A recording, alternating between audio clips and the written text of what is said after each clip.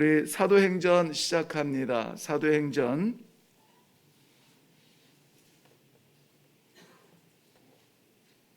1장 4절과 5절 두 절 말씀 보려고 합니다. 사도행전 1장 4절과 5절 우리 함께 읽겠습니다. 시작. 사도와 함께 모이사 그들에게 분부하여 이르시되 예루살렘을 떠나지 말고 내게서 들은 바 아버지께서 약속하신 것을 기다리라. 요한은 물로 세례를 베풀었으나 너희는 몇 날이 못되어 성령으로 세례를 받으리라 하셨느니라. 아멘. 아멘. 우리 함께 기도하겠습니다. 살아계신 아버지, 오늘도 아버지의 품을 떠날 수 없어 주의 말씀 앞에 왔습니다. 주님, 사모하며 기다리는 주의 사랑하는 백성들에게 하나님의 뜻을 알려주시고 주의 사랑을 알게 하시며 오늘도 하나님께서 허락하신 성도의 길을 담대하게 걸을 수 있는 말씀을 허락하여 주시옵소서. 종의 연약함을 가리시며 아버지께서 친히 말씀하여 주시옵소서. 감사드리며 예수님의 이름으로 기도하옵나이다. 아멘. 오늘 사도행전 시작하는데요. 사도행전의 주제를 교회와 성령 그리고 사명이라는 세 가지 간략한 단어로 사도행전 전체의 주제를 삼았습니다. 이것이 뼈대이고요. 이것을 떠날 수가 없습니다. 사도행전은 누가의 기록인데요. 누가복음을 기록했던 누가의 기록인데 본래는 누가복음과 사도행전이 구별되지 않고 하나로 되어 있는 것을 이렇게 누가복음과 사도행전으로 나누었다고 하는데 누가가 이방인이었죠. 수리 안디옥에서 태어나고 교육받은 이방인, 그것도 의사였는데요. 이방인이었던 누가가 복음을 받고 하나님의 자녀가 된 이후에 주의 복음을 이방인에게 증거하기 위하여서 순교하기 전까지 사명을 다했던 사도 바울의 곁에 늘 도움이 되었고, 특별히 사도 바울의 마지막 저서가 디모데후서를 기록하고 끝으로 이제 순교하게 되는데요. 디모데후서 마지막 4장의 결론 부분에 보면은 함께 동역했던, 그리고 믿음의 현장에서 같이 있었던 수많은 사람들이, 성경에 의하면 다 나를 떠났다 이렇게 표현하거든요. 그의 곁에서 목숨처럼 같이 있을 것 같았던 믿음의 형제들도 다 떠났다. 어떤 사람은 복음을 한번 살아보려고 했지만 세상을 더 사랑하여서 세상으로 떠난 사람들이 있습니다. 어떤 사람들은 이 바울의 복음을 듣고 주의 길을 걷기를 원했지만은 이 관계적인 문제를 해결하지 못하여서 바울을 떠난 사람이 있습니다. 그런데 딱 한 사람, 마지막 사도 바울, 그 마지막 곁에 있던 한 사람이 있어요. 누구냐면 누가만 나의 곁에 있다고 바울은 그렇게 기록을 남기고 있습니다. 누가라고 하는, 룩이라고 하는 그 이름은 우리 루카스라는 말인데요. 루카스라는 말을 룩이라고 줄였는데 우리 이 전구의 발길을 표현할 때 몇 룩스라고 하거든요. 그래서 누가라는 이름의 뜻은 빛나다라는 뜻이에요. 복음의 빛을 드러내는 빛나는 사람이에요. 오늘 우리 함께 기도하는 기도의 동지들 이 가운데 이게 룩스, 빛나는, 영혼이 빛나고 그 빛나는 영혼 속에서 하나님의 뜻이 나타나는 그러한 분들이 모두 다가 이 시대에 누가로 쓰임 받기를 바랍니다. 마지막까지 떠나지 아니하고 마지막까지 복음을 증거할 수 있는 복음의 곁에 동반하는 그러한 성도님들이 되기를 바랍니다.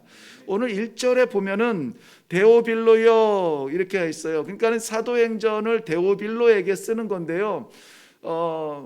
누가복음에도 누가복음 1장 3절에 보면은 데오빌로 각하라는 표현을 합니다. 그래서 데오빌로가 데오스하고 필레오, 그러니까는 데오스 하면은 하나님이거든요. 그래서 필레오 하면은 이 사랑이에요. 그래서 하나님을 사랑하는 자라고 하는 보편적 이름을 붙인 것이라고 그렇게 해석하는 분도 있지만은 거기에 가카라는 직책을 씀으로 말미암아 로마의 정말 실제적인 직분을 가지고 있는 사람이 예수 그리스도의 종이 되고, 그를 위하여서 이 누가가 데오빌로 한 사람뿐만이 아니라 이방인으로서 주의 복음을 받고 하나님의 자녀된 사람들에게 들었던 복음을 좀 더 분명하게 기록하여 준 것이 누가복음과 사도행전이에요. 누가복음은 예수님의 태어나기 직전에 예수님의 생애를 기록한 글이고요. 그리고 예수님께서 어떠한 삶을 사셨고 어떠한 사명을 감당하셨고 그리고 어떻게 승천하셨는지까지 보여주는 것이 누가복음이에요. 그리고 예수님께서 승천하신 이후에 그 제자들의 흔적, 행적, 그래서 이제 교회라는 주제가 들어가죠. 제자들의 흔적들이 어떤 일들을 통하여서 초대교회가 사역을 감당했는가, 이것을 기록한 것이 사도행전이에요. 그래서 이 시대의 교회로 부름받은 성도들은 특별히 모든 성경이 진리고 우리가 모든 성경을 다 아멘으로 받지만은 우리 삶이 내가 정말 바로 가고 있는가, 이 길이 내가 지금 성도로 살아가는 이 길은 어떤 길인가를 알려면은 누가복음을 깊숙이 좀 묵상할 필요가 있습니다. 이 길을 걸어가는 나는 어떻게 갈 것이며 내가 지금 잘 가고 있는가, 나에 대한 이 신앙을 점검하기 위해서는 이 사도행전을 깊이 묵상할 필요가 있습니다. 예수님께서는 지금 부활하신 이후에 마지막으로, 그러니까 예수님의 그 육성, 그러니까 성육신의 모습이 아니라 지상에서의 마지막 모습, 마지막 음성이 무엇이냐, 오늘 사도행전 4절, 5절 그리고 8절의 말씀입니다. 여기에서 정말 우리 제자들이 음성으로 들을 수 있는 마지막 소리를 하세요. 이제는 이 제자들과 눈으로 볼 수 있는 가시적 만남과 관계는 이제는 더 이상 하지 못합니다. 주님께서는 승천하셔서 하나님의 나라에 먼저 가 계시는 것이죠. 그리고 준비되어지면 오셔서 우리를 데려가실 건데, 그때까지는 우리는 누구도 예수님의 형상을 보지는 못해요. 예수님의 음성을 듣지는 못합니다. 그 마지막 음성이 뭐냐 이거죠. 그 굉장히 중요하지 않겠어요? 한 가지 명령을 합니다. 예수님, 우리가 평소에 예수님과 함께 살아가던 제자들, 같이 먹고 같이 자고 같이 일했던 제자들이 수많은 예수님의 음성을 들었겠지만 마지막 이 음성만큼은 잊지 말아야 되죠. 게다가 이 음성은 그저 예수님의 어떤 하소연이나 삶에 대한 회고나 이것이 아니라 명령이란 말이죠. 여기에서는 권고라는 말을 사용하지만은 그러나 이 권고의 본질적인 의미는 뭐냐면은 명령이었어요. 커맨드라고 했습니다. 그러니 그것은 잊으면은 안 되죠. 그게 뭐냐면은 기다리라는 거예요. 기다리라. 네가 정하지 말고 네가 판단하지 말고 기다리라. 언제까지? 하나님께서 약속하신 것을 너희가 받을 때까지예요. 하나님의 약속을 너희가 보기까지 기다려라는 거예요. 우리는 참 마음이 급하죠.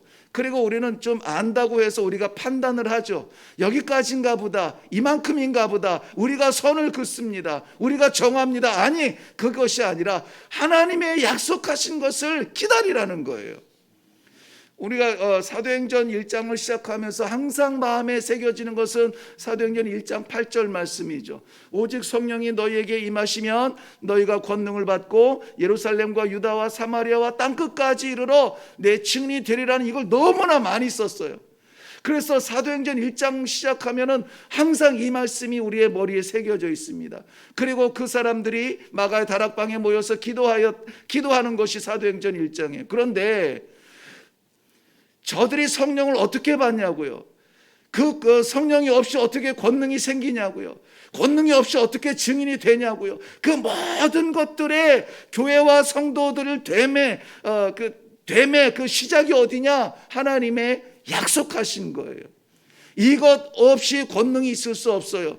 이것 없이 우리가 증인될 수가 없습니다. 이것 없이 우리가 성도로 살아갈 수가 없습니다. 바로 이것이 무엇이냐는 것이죠. 하나님의 약속하신 것이에요.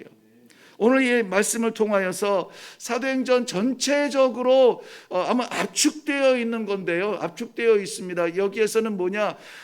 우리가 이 간결한 요 몇 단어만 좀 기억하면 좋을 것 같아요. 하나님의 약속하신 것을 기다리라는 거예요. 약속하신, 그게 무엇이냐? 성령이라는 것이죠. 성령이 임하시는 모든 사람들이 다 뭘 받아요? 능력을 받습니다. 능력을 받고 어떻게 합니까? 간단하죠. 능력을 받으면 어떻게 합니까? 증인이 되는 거예요. 증거하는 겁니다. 증언할 수 있는 자료가 생기는 겁니다. 우리가 듣는 복음이 아니라 우리가 증거하는 그런 복음이 되는 것입니다. 그러니 겸손과 이 약함은 달라요. 우리 사역자들과 가끔 이야기할 때 겸손하되 결코 약하지는 말아라. 담대하라. 하나님의 복음을 증거할 때 인격으로 하지 말아라. 성령 받은 대로 하라고 합니다. 우리가 인격적으로 하면은 제가 어떻게 우리 성도들 앞에서 참 귀하신 분들 앞에서 이렇게 얘기할 수 있어요? 전 못합니다. 그러나 하나님의 복음의 말씀, 나를 살리신 말씀, 우리 같이 살고 같이 일하고 같이 그 나라 가야 됩니다라고 하는 하나님의 말씀 앞에서는 제가 아니라 그저 도구일 뿐입니다. 아버지가 사랑의 마음을 전할 때는 따뜻한 그런 다가감이 있어야 되고, 하나님께서 분명한 말씀을 하실 때에는 저같이 우유부단한 사람도 단호하게 말씀을 전할 수 있는 것, 이것은 인간 이태원이 아니라 하나님의 도구로 쓰임받는다라고 하는 감격 속에 전하는 겁니다. 무엇 때문에 이렇게 할 수 있습니까? 하나님께서 주신 그 약속 때문에 그래요. 그 약속이 무엇이냐? 왜 약속이라고 했느냐? 오늘 본문 말씀에서 분명히 드러나게 됩니다만은, 그것은 하나님께서 예수 그리스도를 통하여서 우리들에게 주시는 성령이에요.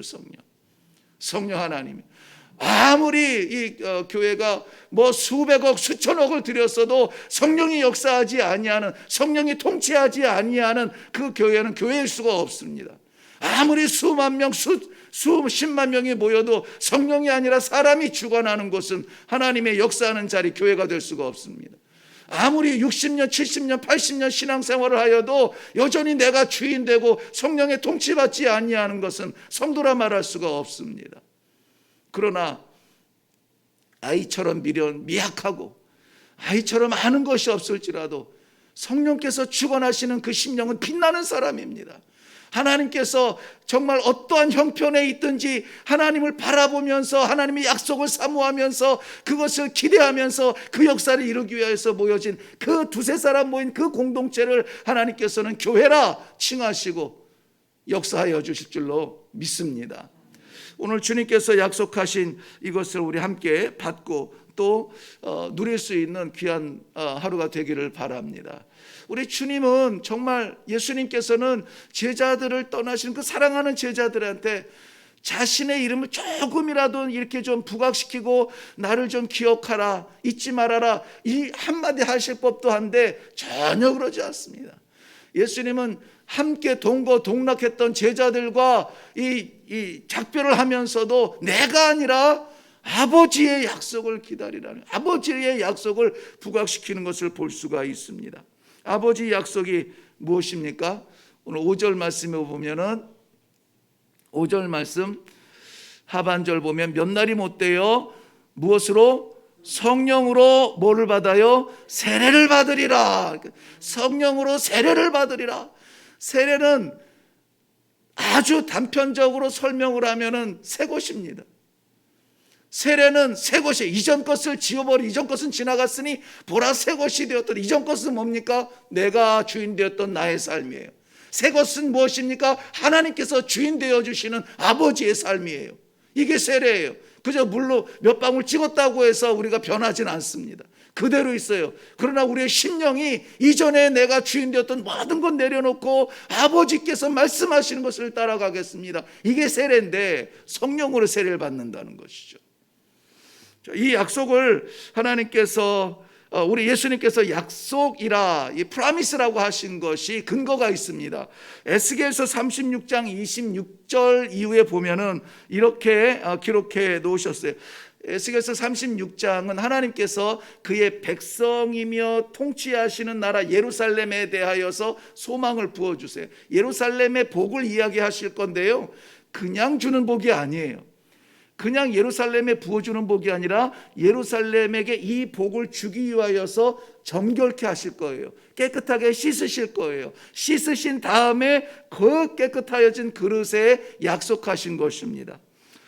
또 내 새 영을 너희에게 두고 새 마음을 너희에게 주되 너희 육신에서 굳은 마음을 제거하고 부드러운 마음을 줄 것이며, 옛 것이 지나가고 새 것이 되는 세례죠. 그것이 뭐에 의해서? 새 영에 의해서요. 또 내 영을 너희 속에 두어 너희로 내 율례를 행하게 하리니 너희가 내 규례를 지켜 행할지라. 하나님께서 성령을 우리에게 주시는 이유는 이 규례, 하나님의 말씀을 그대로 따라 지키게 하려 함입니다. 우리가 고민하여서 이게 옳을 것 같아 판단하는 것이 아니라 그저 마음그릇 깨끗이 비워놓고 나 내려놓고 있으면 하나님께서 주시는 말씀이 있는 거예요. 그게 규례예요.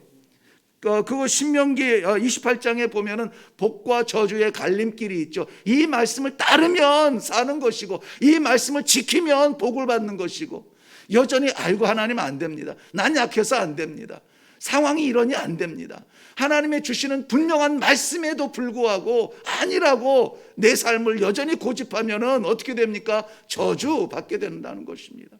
저주는 뭡니까? 하나님과의 관계가 끊어지는 거예요. 사랑하는 성도 여러분, 우리의 오직 간절한 하나, 이 세상 살아가면서 모든 것이 변하고 모든 것이 떠날지라도 마지막까지 내가 함께 가고 싶은 하나님의 약속, 그거 붙들려고 우리가 기도하는 거 아닙니까? 우리가 그 말씀 받는 거 아닙니까? 오늘 하나님께서 이 약속의 말씀을 우리에게 주실 때 약속의 성령이 내 안에 계신 것을 확신하시고 담대하게 이 하루를 빛낼 수 있는 그러한 성도님들이 되시기를 바랍니다. 아버지의 약속은 결국은 무엇이냐? 새 영, 내 영이라는 것입니다. 이것은 나에게 옛날에 그 굳어진 마음들을 깨트려 버리고 새 마음을 갖게 하세요. 옛 마음은 내가 주인인데 새 마음은 하나님의 주인이라고 말하고 있는 것입니다. 그래서 저는 하나님께서 말씀하여 주실 때에 우리가 귀로 듣고 머리로 이해하는 것이 아니라 우리에게 주신 이 신앙 양심에 새겨주신다고 늘 강조하고 있습니다. 하나님은 침묵하시는 벙어리가 아니에요. 하나님께서는 말씀하세요. 하나님께서는 옆집에 사는 그 누가 아니에요. 하나님께서는 내 안에 살아계시는 분이에요. 늘 말씀하시고 늘 인도하시고 늘 붙들어 주시는 그 하나님과 함께 살아가는 새로운 영으로 사시기를 바랍니다. 뿐만이 아니라 이 하나님의 약속은 요엘서 2장 28절 우리가 잘 아는 말씀이에요. 그 후에 내가 내 영을 만민에게 부어주리니 너희 자녀들이 장래일을 말할 것이며 너희 늙은이는 꿈을 꾸며 젊은이는 이상을 볼 것이며 그때에 내가 또 내 영을 남종과 여종에게 부어줄 것이며, 그리고는 어떤 말씀이 연결되냐면 누구든지 여호와의 이름을 부르는 자는 구원을 얻으리로다. 구원을 얻으리로다. 이 주의 이름, 여호와의 이름 아무나 못 부릅니다. 아무나 못 불러요. 주의 영이 임한 자가. 그래서 예수가 아니면은 우리 하나님이 아니면 하나님의 영이 아니면은 하나님을 아버지라고 부를 수 없는 그러한 연약함들이 우리에게는 있습니다. 하나님께서 이 약속하신 것을 부어 주시리라는 확신이 우리 예수님께는 있었어요. 그러니 다른 것 하기 전에 너희가 무엇을 증거하고 무엇을 나타내기 전에 기다려라. 그리고 이 영을 우리 주님께서 내가 가면은 아버지께로부터 이 영이 너희에게 임할 것인데 이 영이 너희에게 말씀하는 대로 따라가고 순종하라는 것입니다.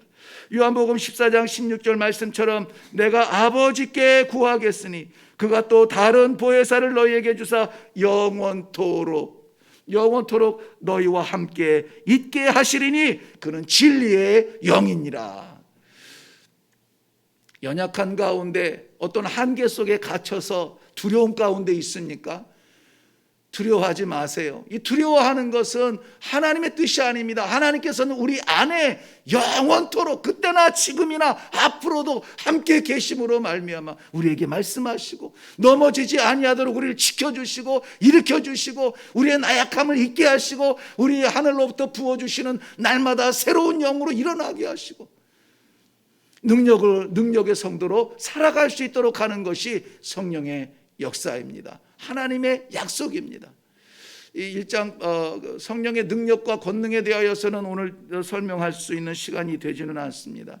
아무쪼록 우리가 어떠한 삶을 살고 어떠한 성도가 되며 어떻게 일어날 것인지에 대해서 고민하지 마시고 내 안에 약속하신 성령이 주어졌고 영원히 거주하시겠다라고 하는 하나님의 약속이 오늘도 있음에 대한 확신으로 기도할 수 있기를 바랍니다. 하나님, 주의 약속을 사모합니다. 다른 것 다 내려놓습니다. 다른 것 다 비워놓습니다. 하나님의 약속으로 가득 찬 이 심령이 되게 하여 주옵소서. 세상의 것들 많이 잃었습니다. 두려움으로 많이 지나갔습니다. 그러나 하나님 주신 이 성령의 능력을 간절히 구합니다. 내 안에 살아계신 아버지의 약속 믿고 일어나는 그런 하루가 되게 하여 주시옵소서. 이 아침에 기도할 수 있기를 바랍니다. 다 같이 기도하겠습니다. 살아계신 아버지, 주의 은혜에 커져 감사할 것밖에 없습니다. 내가 무엇이간데 하나님 아버지께서 친히 약속하여 주시고 약속하셨던 그 성령을 부어 주시어서 오늘도 내 삶이 아니라 아버지의 삶을, 아버지의 뜻을, 아버지의 자녀의 길을 걷게 하기 위하여 이 말씀 앞에 서게 하시니 감당할 수 없는 은혜입니다. 아버지 하나님, 오늘 이 하루를 그저 그렇게 살아가지 아니하도록 하나님의 약속, 성령의 세례 받은 사람처럼 권능과 능력으로 살아가는 주의 증인의 삶이 되게 하여 주시옵소서. 감사드리며 예수님의 이름으로 기도하옵나이다. 아멘. 오늘 우리 기도할 때에 정말 하나님께 감사하며 기도하시기를 바랍니다. 감사합니다. 하나님, 내가 무엇이간데 하나님께서 이 연약하고 부끄러운 그릇을 치워주시고 청소해 주시고 십자가 보혈로 깨끗게 하여 주시어서 그 고귀한 약속 성령을 내 안에 부어주셨습니까? 하나님 말씀이 아니면 살아갈 수 없고 하나님 말씀 아니면 두려울 것밖에 없는 이 세상에 이렇게 담대하게 살아갈 수 있는 은혜를 주시니 감사합니다. 오늘도 주신 성령 따라 가게 하여 주옵소서. 주신 말씀 따라 순종하게 하여 주시옵소서. 그래야여서 어디를 가든지 무엇을 하든지 담대하게 주의 복음 증거할 수 있는 증인의 삶을 살게 하여 주시옵소서. 주신 약속 감사하며 맡기신 사명 바라보며 기도할 수 있는 이 아침 되시기를 바랍니다. 우리 먼저 말씀을 기억하시면서 아버지의 약속 감사하고 또 맡기신 사명 바라보며 기도하시고 내려가시기를 바랍니다. 우리 다 같이 기도하겠습니다.